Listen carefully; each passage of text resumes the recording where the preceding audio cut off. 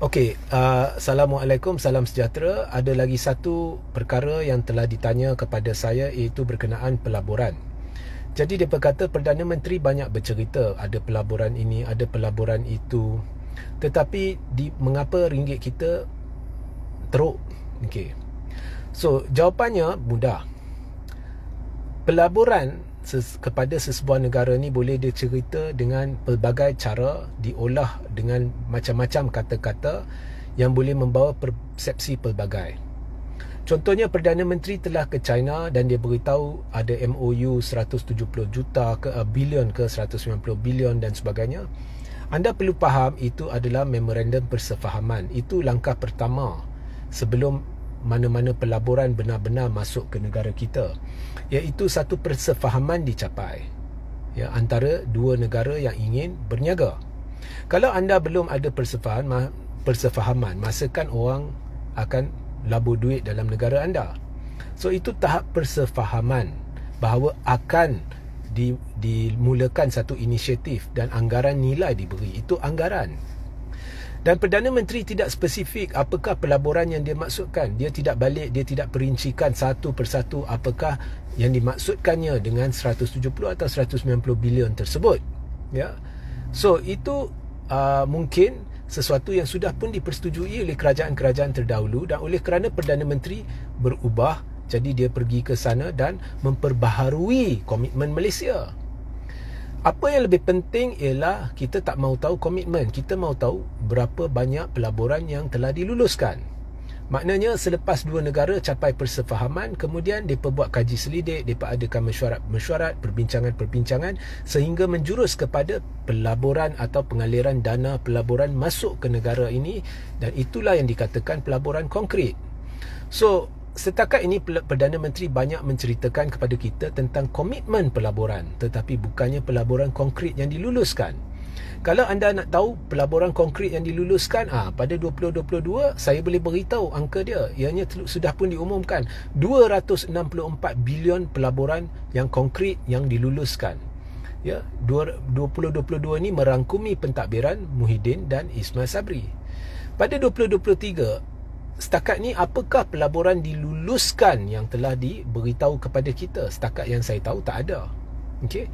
So, kalau benar pelaburan-pelaburan yang Perdana Menteri umumkan, komitmen-komitmen tu benar-benar boleh berubah menjadi pelaburan yang diluluskan, kalau berbilion dana dolar Amerika masuk ke negara ni, mustahil ringgit menjunam pada tahap ianya menjunam sekarang. Ringgit sekarang bukannya sekadar menjunam, ianya bukannya sekadar prestasi terburuk dalam sejarah tanah air, lebih buruk daripada krisis mata wang 1998. Ianya antara terburuk dalam rantau ini. Maknanya kita pun terdedah dengan kepada situasi global seperti juga negara serantau, tapi kita kena jauh lebih teruk. Sedangkan dulu kitalah antara negara yang memacu negara-negara lain di rantau ini. We are a leading country dulu, tapi sekarang kita jauh ketinggalan. Kita kena paling teruk. So jika kita kena terlalu teruk, maknanya ekonomi kita lemah, fundamentals kita lemah, dan ini tidak akan berlaku sekelip mata. Maknanya dalam berbulan-bulan ini ada sesuatu tak kena, dan kita tahu sebabnya. Perdana Menteri boleh cerita pelbagai kepada rakyat, tetapi pelabur dia ada data yang tepat. Kerana pelabur semestinya dia dapat maklumat yang tepat, kerana dialah yang hendak memasukkan dana berbilion ringgit atau dolar ke dalam negara. Dia tidak akan hanya bergantung pada kata-kata Perdana Menteri. Pelabur tahu berbilion dalam bentuk aset, nilai aset pelabur asing telah mengalir keluar daripada negara ni berbulan-bulan lamanya. Pelaburan baru yang diluluskan masuk ke negara ni hampir tidak ada atau terlalu sedikit. Pelabur tahu bahawa kerajaan tidak stabil. Pelabur tidak yakin dengan kerajaan di mana dilihat pihak berkuasa, khususnya SPRM, melindungi pemimpin-pemimpin kerajaan yang dahulunya dikatakan korup, kleptokrat. Tiba-tiba tidak ada tindakan daripada kerajaan pimpinan Anwar. Pelabur tahu Anwar dulu ada bukti penglibatan Zahid dalam LCS, tetapi lah ni Zahid dinaikkan sebagai timbalan Perdana Menteri. Jadi bagi pelabur, Perdana Menteri ini menaikkan orang yang dia sendiri kata tercemar sebagai timbalan Perdana Menteri. Pelabur lihat macam mana orang yang berdepan 47 pertuduhan jenayah boleh dinaikkan kepada jawatan yang mampu memberi tekanan kepada mahkamah dan pejabat peguam negara. So ini menghantar mesej yang tidak baik kepada pelabur.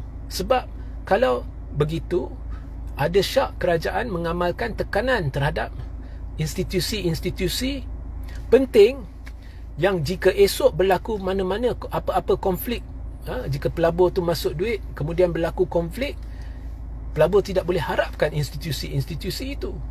Jadi macam mana nak harapkan pelabur yakin untuk melabur dana di negara ini? Kalau setakat sebulan, 2 bulan, 3 bulan, 4 bulan Perdana Menteri pergi ke luar negara dapatkan komitmen, itu komitmen. Untuk komitmen itu berubah menjadi pelaburan yang konkret memerlukan masa. Kita boleh terima alasan itu. Tapi kalau dah nak sampai setahun, komitmen, asyik cerita komitmen tapi pelaburan tidak masuk, ini sudah jadi satu petanda buruk.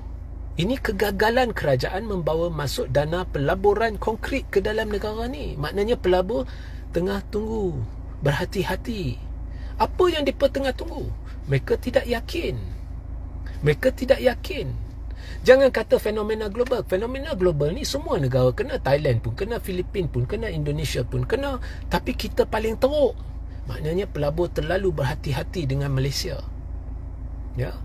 So, inilah penjelasan saya berhubung dengan isu pelaburan dan kaitannya dengan ringgit. Perdana Menteri memang cerita banyak pasal pelaburan, tapi bukan pelaburan yang diluluskan. Ringgit kita terimalah hakikat ianya terburuk. Kalau Perdana Menteri dulu dia merayu kepada orang, di bawah Muhyiddin ringgit jatuh, harga bawang mahal, di bawah Ismail Sabri ringgit jatuh, harga bawang mahal, berilah saya peluang jadi Perdana Menteri, saya akan memastikan ringgit naik dan sebagainya. Itu kata-kata Anwar Ibrahim. Akhirnya bila dia masuk, krisis yang tak pernah jadi sebelum ni terjadi, iaitu krisis bekalan bahan makanan asas, iaitu beras. Tak pernah jadi sebelum ini. Beras tempatan tak boleh ditemui. Beras import yang hanya 30 lebih peratus berlambak dalam pasaran. Ya. Tidak ada penjelasan yang logik daripada kerajaan. Tidak ada apa-apa langkah diambil oleh kerajaan yang boleh meyakinkan rakyat kerajaan tahu apa yang dia buat. Krisis bekalan makanan, krisis harga bawang makanan yang menggila. Ringgit jatuh ke tahap paling buruk dalam sejarah. Ekonomi berbilion-bilion nilai aset pelaburan mengalir keluar dalam berbulan-bulan lamanya. Ya, tidak ada satu projek pelaburan konkret yang telah diumumkan, diluluskan di bawah pentadbiran Anwar.